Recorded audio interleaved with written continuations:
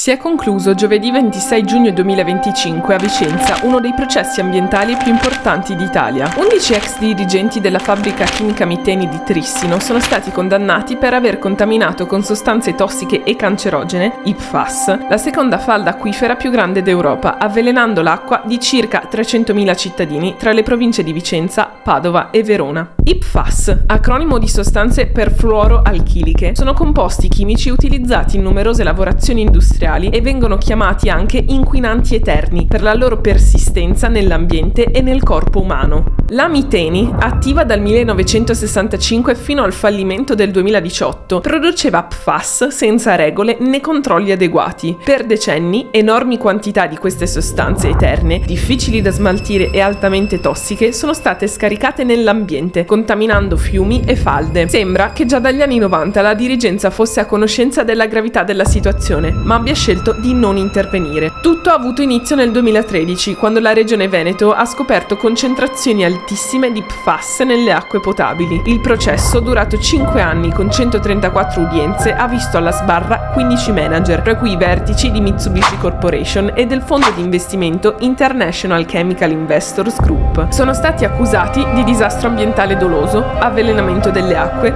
e inquinamento.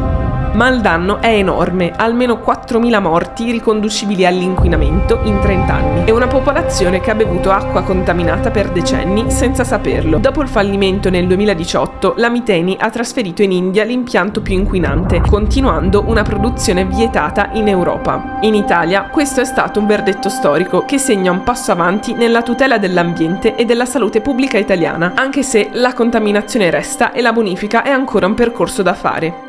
Vuoi sapere cosa sono davvero PFAS e come possono influire sulla tua salute? Allora non perderti il prossimo episodio di Padova Crime su Instagram, TikTok e YouTube.